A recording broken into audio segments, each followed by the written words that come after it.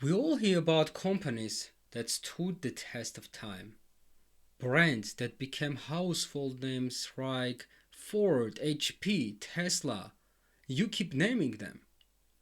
There is one thing they all have in common, which is a mission that goes beyond profits.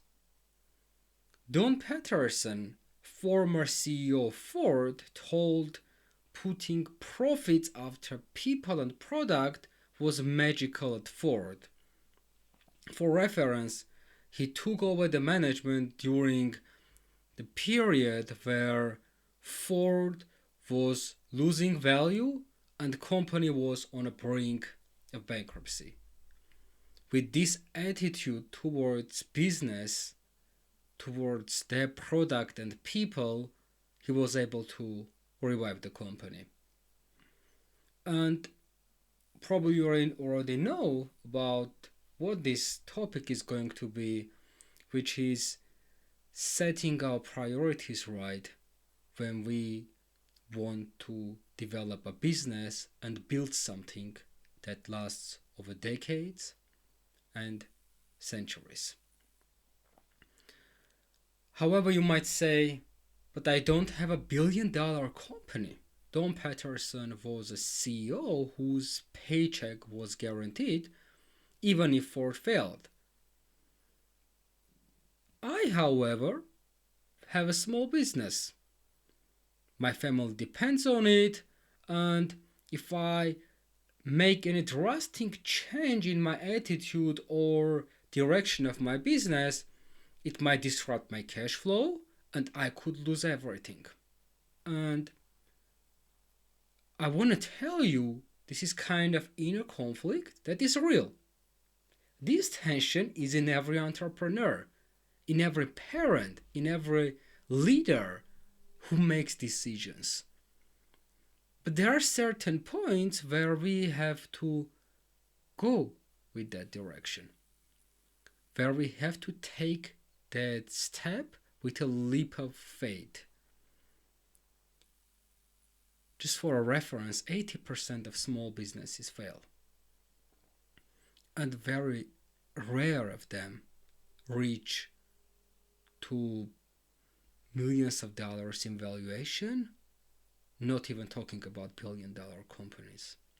Attitude which I'm talking to you right now is about getting to the top of the top and providing value that most of people simply can't, and leaving heritage for people around you, for your community, and for mankind. So it is said, let's get going how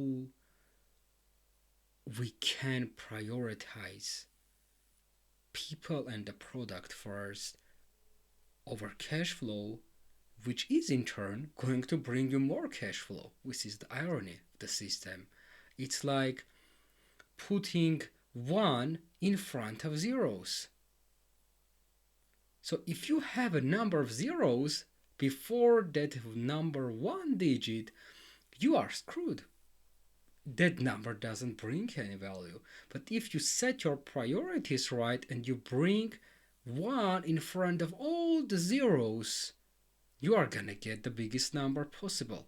This is what we are going to talk about. And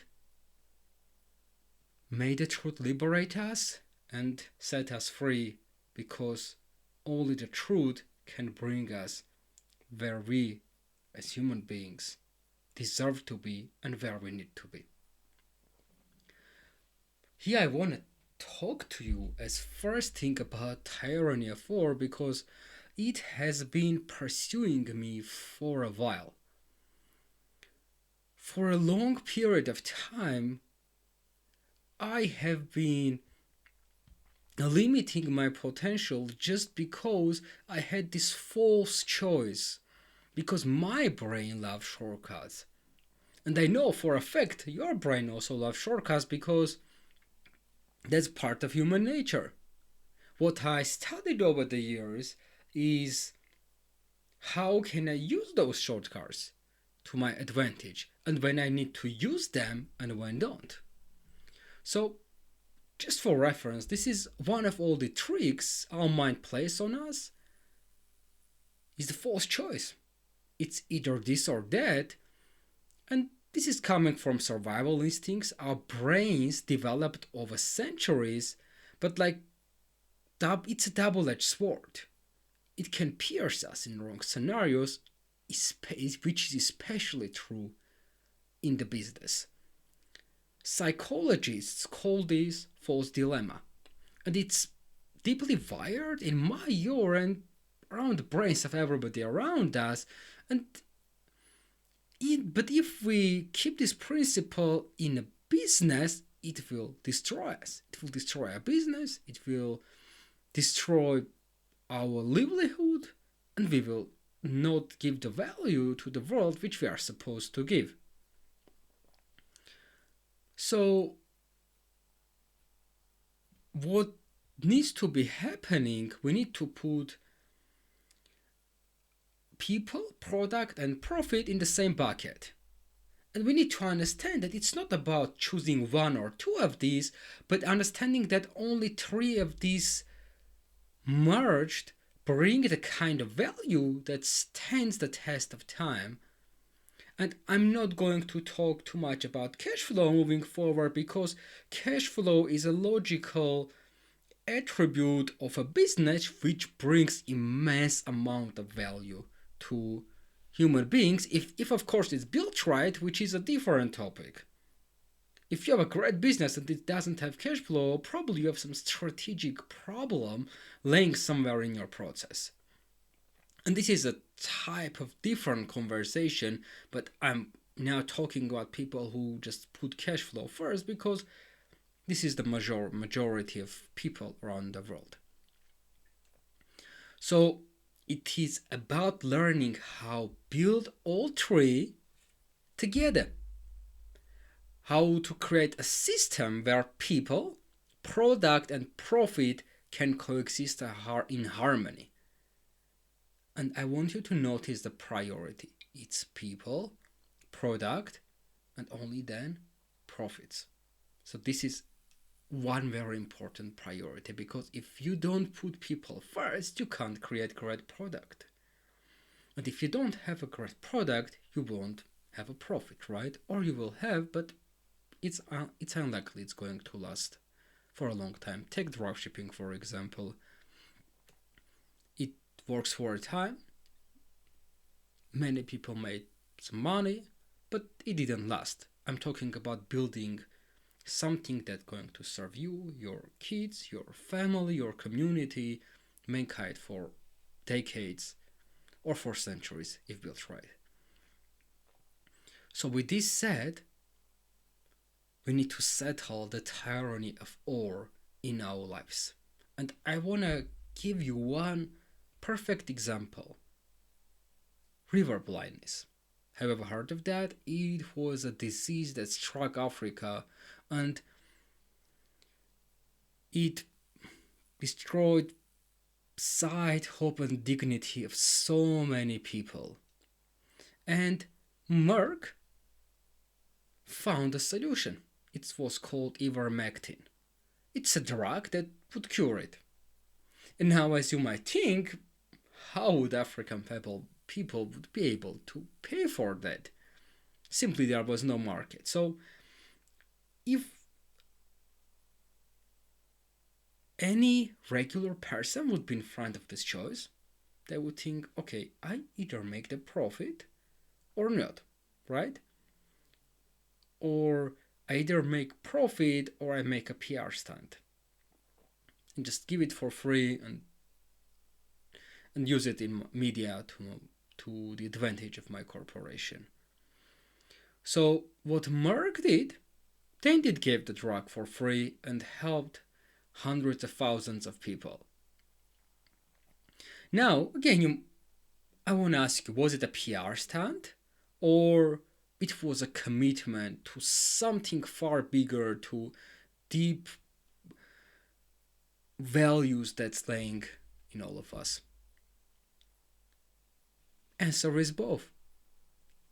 Sometimes it's not so simple. It's not either or. This is a type of example. type of situations where you just need to think outside of the box. So you don't choose between impact and profit, you just choose both.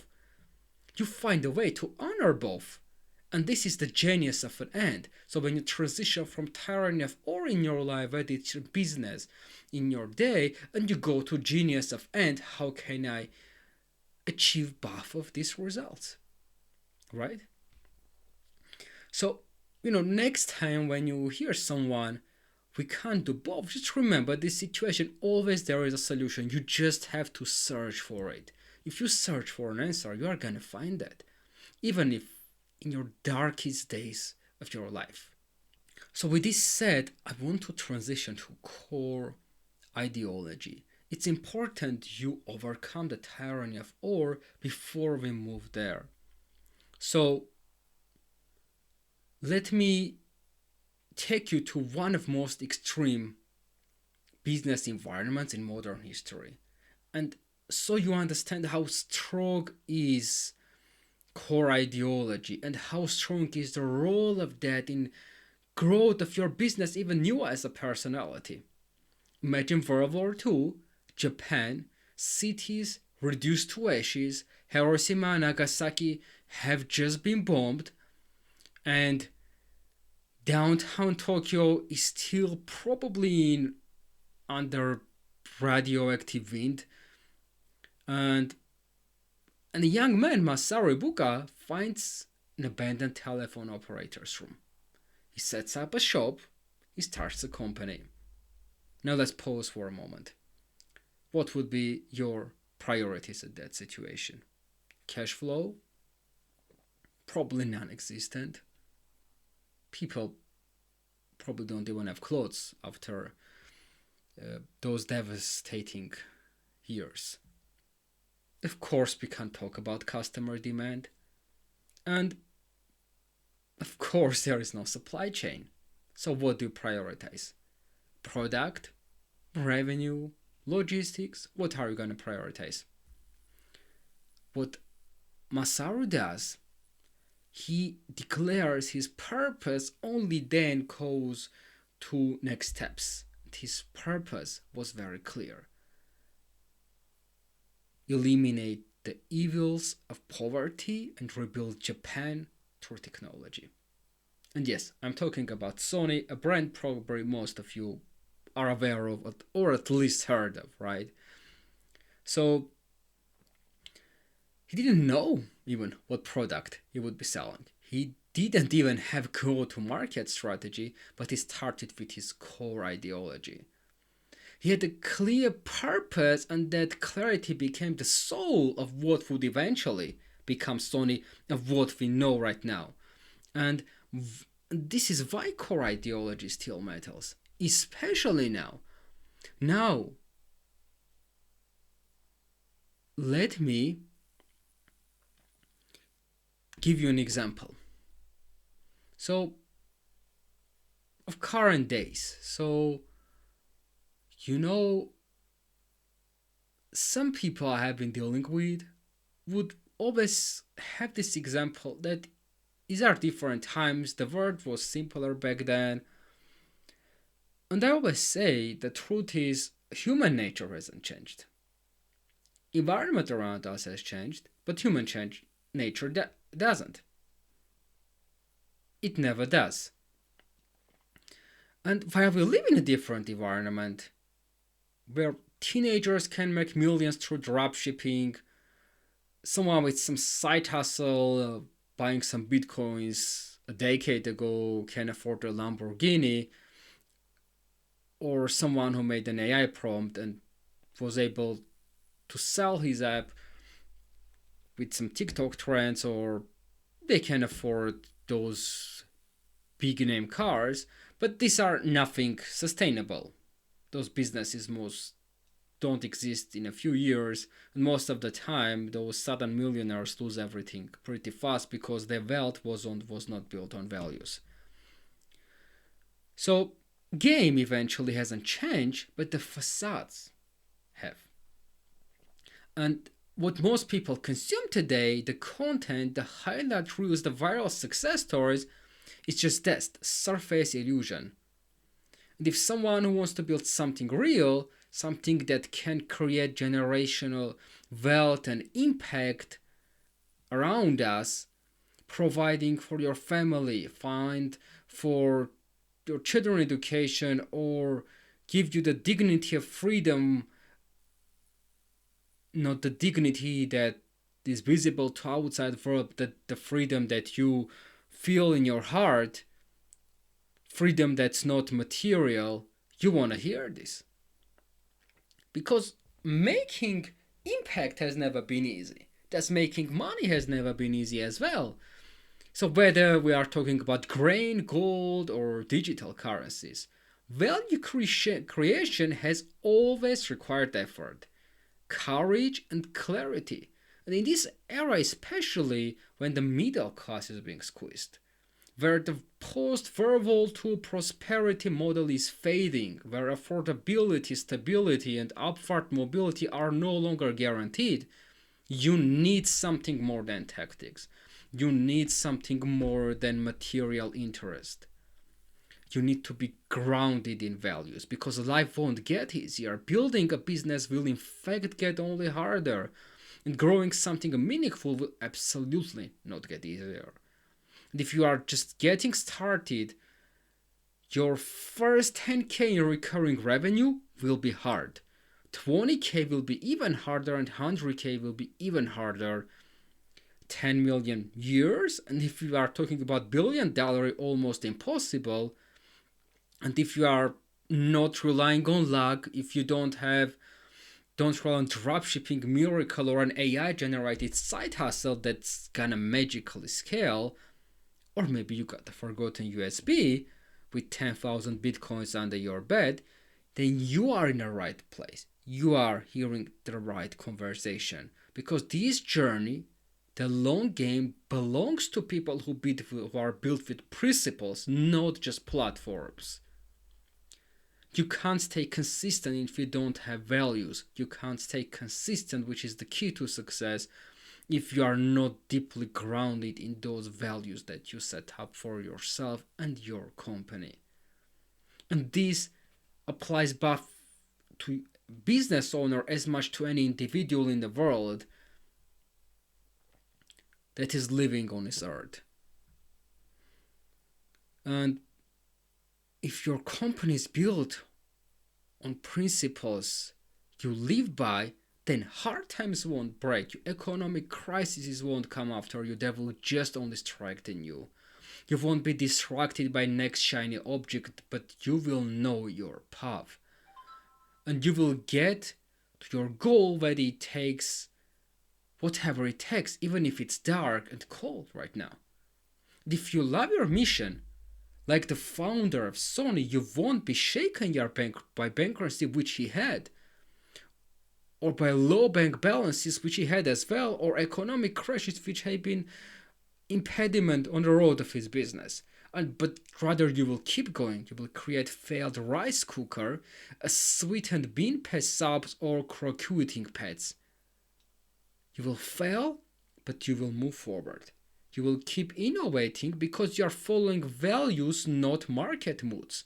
And eventually you will build something that lasts, something that impacts those around you, a company that pursues more than profits. You might ask, what should I do now? So we have established what core ideology is. Now let me guide you towards building yours. Again, it's not just companies that have core ideology. Every human being needs to have an ideology which is being followed, because that's the staircase which takes to success. That is the elevator that's going to elevate you to where you deserve to be, whether you present a company or you are a sole human being. So, with this said, your next natural question is going to be the following. If you have a company, you will say, I already have a company. Is it too late to implement core ideology? Is it too late to set a core vision, because core ideology consists of two important pieces, which is core values and your core vision. A simple answer, I would say you, is no.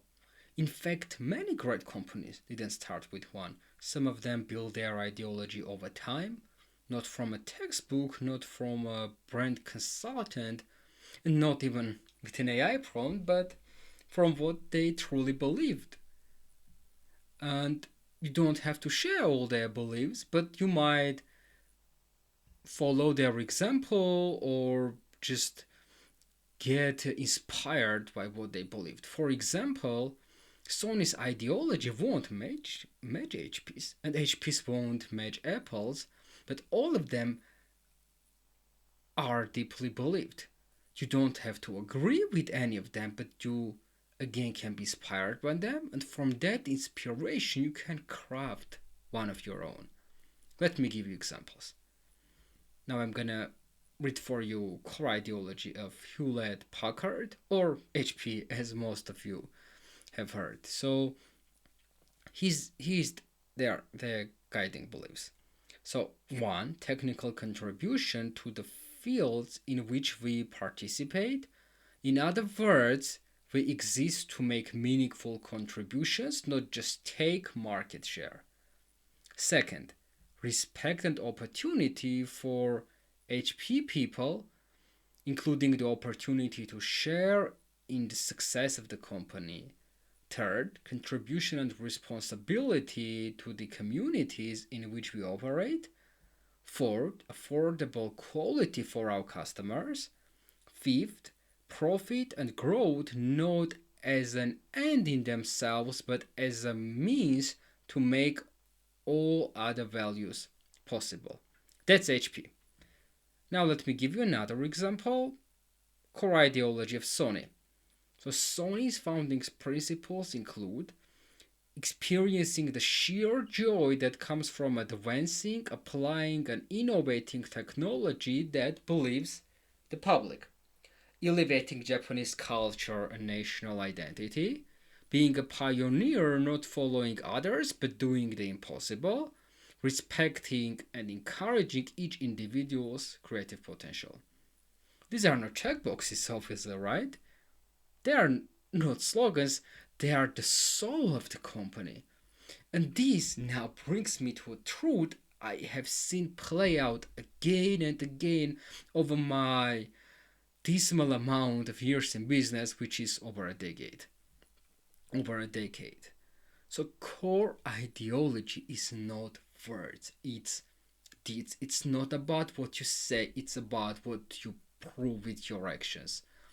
And in my work with organizations, I've walked into these beautiful offices, walls decorated with framed values, mission statements on every angle of the building, noble enough that would earn any one of them a VIP seat in heaven.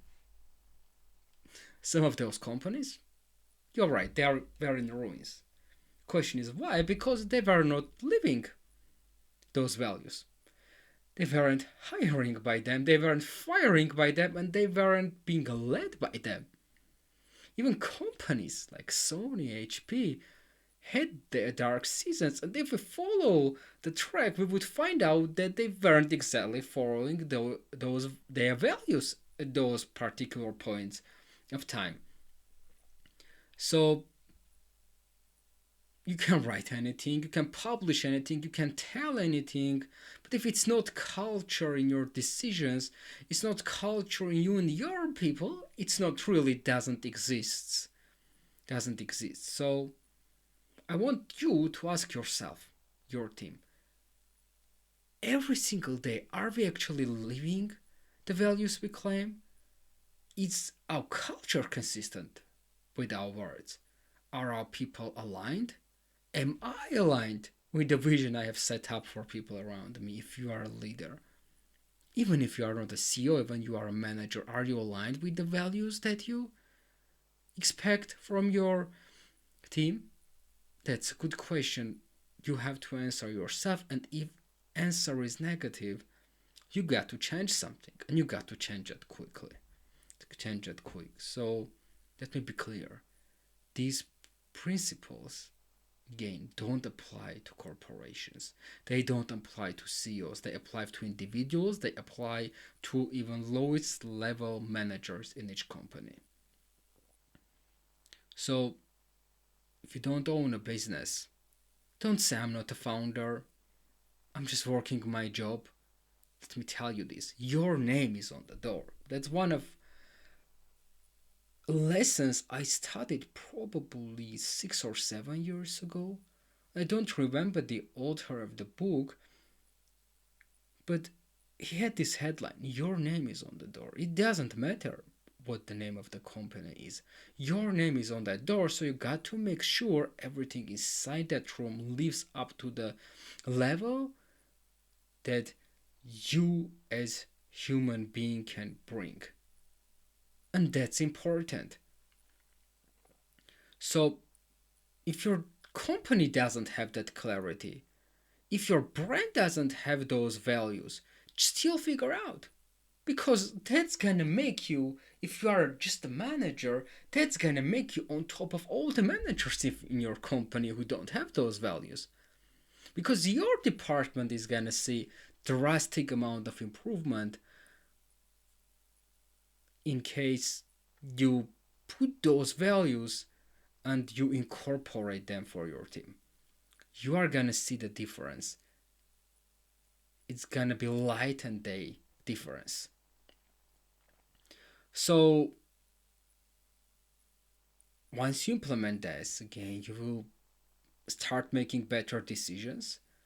You are gonna attract right people to your company because, interestingly though, you get what you want, right?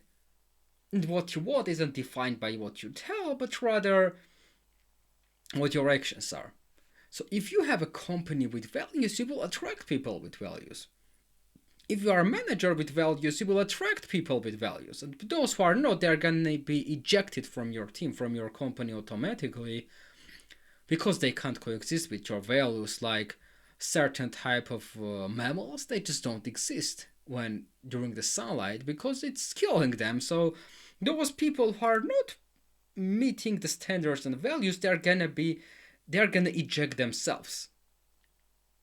There are different ways that process happens, but I have seen it over and over again during my experience managing hundreds of people. So once you set your values, the only real question is, are you going to live by them? Or are you going to abandon them the moment things get hard? Because sometimes you got to prove your values when things are hard. If it's all rainbows and sunshine, how would you be tested? Right? So with this said, let me go over again like some certain principles which are going to help you set up your core ideology. So what's core ideology? It's a set of two things: core values and your core purpose. And I'm going to break down each of them individually. What are core values? Core values are your essential enduring tenets. They are the thing you will not compromise in any scenario, no matter the pressure, no matter temporary gain. So you don't adapt them for threats, you don't shift them for growth hacks. You are setting those up and you never change them. Now, I want to bring a quote from a book of Thomas J. Watson, published in 1963. I think the book was called A Business and Its Beliefs. So here's what he tells. I believe the real difference between success and failure in a corporation can very often be traced to the question of how well the organization brings out the great energies and talents of its people. I firmly believe that any organization, in order to survive and achieve success, must have a sound set of beliefs on which it premises all its policies and actions. And that the most important single factor in a corporate success is faithful adherence to those beliefs. That is not a tech founder, that is not a startup guru. That's 1963 and it's still true today. Let me show you how simple core values can be. Walmart example. Their core values: if you are not serving the customer or supporting the folks who do, we don't need you. HP says respect and concern for the individual. That's the HP way. It boils down to do unto others as you would have them do unto you. Simple, clear, and timeless core values, right? And today, some companies prefer to use 4 to 7 bullet points. You can do that as well, or you can opt in for simplicity. That's okay too. In the end of the day, it's how you adhere to those values rather how fancy they look like. And let me show you another example. At an agency where I'm building operations and we target to build the best agency in the world, we have following core values: act with honesty and integrity, create a culture of innovation and continuous improvement, lead by example, go the extra mile, accept responsibility, be enthusiastic, always be learning, be humble, commit to dominating. Now, notice something important. None of these values are tied to a specific business model. We are not saying we are committed to building dropshipping stores or we believe in developing the best AI chat agents. Why? Because one day those markets may not exist or they may transform into different shape and form, but our values are going to exist in the same way. So it's important you set up values that are going to be there for perpetuity. So when you define your core values, you got to ask yourself, would I still stand by these values in 20 years? Yes or no? If no, then these are not right values. Would I keep this value even if it slowed my short-term growth? Yes or no? If no, then you don't have right values. And so next step would be core purpose. So you define your values. Now you want to define what's your purpose. What's the purpose of your life? What's the purpose of your organization? What good it brings. So, and unlike core values, which are permanent and non-negotiable, your purpose can mature, especially as your business grows and new opportunities or insights emerge. And while some companies don't start out with an explicit core purpose written down, that doesn't mean it's not important. Quite the opposite. Whether or not you have familiarized it in a document, your company still needs to know where it's going, right? And why it even exists. If it is just you're a solo founder or freelancer, you might intuitively follow what you feel right. You might instinctively lead yourself towards your own truth, but when your team grows, when you are no longer operating alone, when you have 550, 1,500 people under your leadership, this is the moment you define your purpose very clearly. Because it's almost impossible for you to get the best performance from your team if they don't know the purpose. You may know it, right? But if you don't define it for your team, how would they know that? So generally human beings, we just don't just want instructions, right? We want the meaning. We don't, your people, your team doesn't want to just follow tasks, they want to know why. The answer why behind each step. And the biggest why they have is why why are they doing this? So this leads me to the point which most CEOs, founders, and business owners just ignore. It's that it matters. It matters for you to share your vision with your team. It matters for your team to know the purpose behind your any action, because only then they will give their most for you. People can't commit actions, people can't commit to anything without strong why, and you want to create that. That should be your core purpose. So if your company doesn't have core values, if you didn't articulate your mission or your boss didn't articulate your mission, if your organization is still just trying to find its identity, that just doesn't stop you from at least setting up something for temporarily. Set up some temporary purpose, some temporary goal, and then define that down the road because it's important. And then you just start implementing your purpose, your core values from lowest levels and implement your organization. You define your values, you write your own personal mission, you bring clarity to your corner of the company. And then I promise you get astronomical results. This is proven through the time, and it's gonna be proven because these are endless values, because these are rules that never change. Because when a person operates from a deep clarity, alignment, and conviction, they become unstoppable. They move different, they create energy, they elevate everyone around them. Even if, again, even if you are not manager, even if you don't have a title, even if you are still on your journey that applies to be blessed and just implement these values and purpose in your life. And I want just give you also a historical example. So biggest armies, biggest empires, is there anything in common you might find? Roman Empire had a common purpose. It wanted to bring its culture to all around the world. Persian Empire had a purpose, and they had values as well.